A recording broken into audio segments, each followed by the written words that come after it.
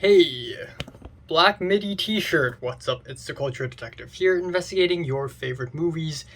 And today I am back. I am back in this legendary, iconic room once again, and I am extremely happy. I think I've made the absolute right choice being back here. Jesus Christ. So today I'm going to be doing a movie review on a movie that's released recently that I went to the cinemas to watch. The first thing I did after I came back home is unpack and go to bed. But immediately the next day, of course, as a cinephile myself, I have to go to the cinemas to watch a movie. And that movie turns out to be Monster, or Kaibutsu, directed by Kore-eda Hirokazu. So, one and only... Okay, it's so hot. Hold on. So, one and only Japanese master director Kore-eda Hirokazu is back with a new film. The dude is prolific. He is pumping out one film after another, and after another. Prior to Monster, I've seen 3 other Kore-eda films. Maboroshi, his debut film, which is slow, brooding, sad, incredibly distant and beautiful. Nobody Knows, which I watched very recently, which I really loved. A really heartfelt and at the same time heartbreaking story about children being abandoned. And then last year I also watched Broker, which is his Korean shoplifters, I guess you can say that. And it's funny because when I came back to Hong Kong in December last year, the first thing I did, or actually no, when I came back to Hong Kong in summer last year in July, the first thing I did the next day was to watch Broker. So Kore-eda never stops bugging me. I always keep watching his movies. And of course, after Broker, it's not like he took a break or anything, because right after Broker, he released The Makanai, Cooking for the Maiko House, which is a limited series on Netflix. So it's crazy how much quality cinema Kore-eda is pumping out every single year. And 2023 is no different. In 2023, he released Monster at the Cannes Film Festival, as expected, and of course, because Kore-eda has won a Palme d'Or already, and he's won Best Director already, of course he has to win Best Screenplay, even though he's not the writer. The writer of this screenplay is Sakamoto, but undoubtedly Kore-eda probably has quite a bit of influence on the script as well, because the story is essentially very Kore-eda-esque, so there is no way Kore-eda did not at least have some influence on that script. And of course, aside from the aforementioned films, Kore-eda has also made tons of other classics under his belt. Afterlife, Still Walking, Like Father, Like Son, Shoplifters, and I have to watch all of them. I have to watch all of them, because Kore-eda is slowly becoming one of my favorite directors of all times. And on top of that, this film is scored by the one and only, the legendary Sakamoto, who unfortunately passed away last year, or actually earlier this year. And this is his last film score, actually. Let's talk about the film score a little bit first before getting into the plot. The score is good. It's well done. It's really simple pianos, really emotional, and that's it. But it's simple, but it just works. I don't think a film like this warrants for a score that is fancy or anything like that. I think Sakamoto Ryuichi's score is just perfect for this kind of movie.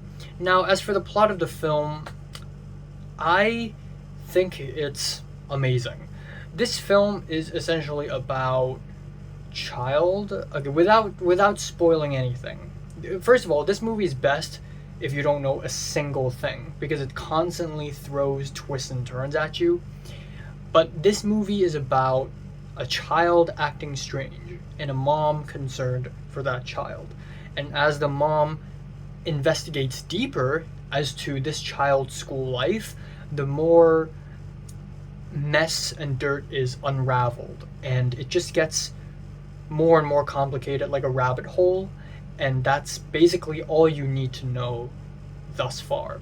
Now, what's very interesting about this film is that this film is actually the same story but written in three different perspectives. The first one third of the film is written in the mom's perspective, and then the second third of the film is the quote unquote culprit of the story, the teacher, who isn't exactly the culprit. And then at the very end, the answer is revealed because we enter the child's POV. So three different POVs, different perspectives, and these three perspectives feed into each other. In the first third, there are things that you don't really understand that the third part will answer. In the second part, there are things you don't really understand, but then if you rewatch the first part, it will answer some of those parts. So these three parts of the film sort of answer each other, and it sort of completes this puzzle. So that in and of itself is already really interesting. Like, it's such a simple catch. Oh yeah, a movie written in three perspectives is such a simple catch, but yet it still feels such a refreshing idea, making this film easily one of the most gripping and interesting watches I've had all year. Another thing is the child performances, amazing. Kore-eda never has bad child performances. His films always involve children, and they're all really great at acting. Like, even in a different language, they're all just really good for some reason. The pacing is also really good. I find that Kore-eda's films get more and more accessible. Maboroshi no Hikari, his first film, and I believe films in his early filmography are all really slow-paced and really artsy, but the more it goes along, the more accessible it gets, which I don't think is necessarily a bad thing. I just think that because of this, his films have more reach and more people are able to get into his films that are really good. The cinematography is simple, but it's good. A lot of beautiful wide shots. The way he frames Japan is amazing. The man is essentially an upgraded modern Ozu, which is amazing. And I guess Ozu makes family dramas. He makes some things that are more societal. I see a lot of comparisons between this film and Lucas Dawn's Close, which is also fantastic, but I, spoiler alert, prefer Monster to Close, because Monster, A, we have the very simple but effective catch, that is the three perspectives, and B, I just think it's so much more emotionally compelling, so much more gripping. In many ways, this film is a thriller. In the first third is a thriller. There's a fly here. The second part of the film is also thriller, but more emotional. The third part is more just humane and pure. Essentially, this film is like, when you know nothing about the movie, it's a mystery and a thriller. And it gradually, as the film goes along, it becomes more and more into this emotional, heartfelt, humane story. I think the LGBTQ themes are very tastefully explored. I'm not gonna, again, that is a spoiler, sort of. So I'm not gonna talk too much. I'm just gonna say that it is explored very tastefully. There are also a lot of comparisons between this film and Rashomon, which I do not agree with, because in Rashomon, it's a film with three different stories that contradict each other, but in this film, it's just three perspectives. If anything, this film is more like Stanley Kubrick's The Killing. So there's that. I love the mystery. That's easily the best parts of this film. I love being a detective and putting little bits and pieces together and seeing the whole thing connect at the end. It's really gratifying. And throughout the whole film, especially in the first two parts, I constantly ask myself, okay, who is at fault? Who is the monster? Who is the real monster of this movie? Which is really interesting. And I just love how grounded and realistic this film is. You know, there's nothing fantastical, there's nothing ridiculous about this film or any films Kore-eda has made, but there's something so gripping and convoluted. I just really love movies that do that you don't need anything weird or supernatural to be so gripping and convoluted, especially with such a simplistic story, but it's so written in such a fragmented way that it's just brilliant how it just presents itself. It's just amazing, and the ending is powerful. It's really emotional, really powerful, and I love this movie. I think this is a fantastic movie. This is a must-watch. If it hits the theaters in America, please watch it, or if it hits theaters in anywhere outside of East Asia. I don't know when, but it will. Please go watch it.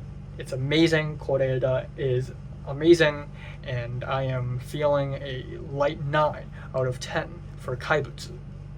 So have you watched Kaibutsu? Comments below, let me know. Subscribe if you want more, and thanks for watching.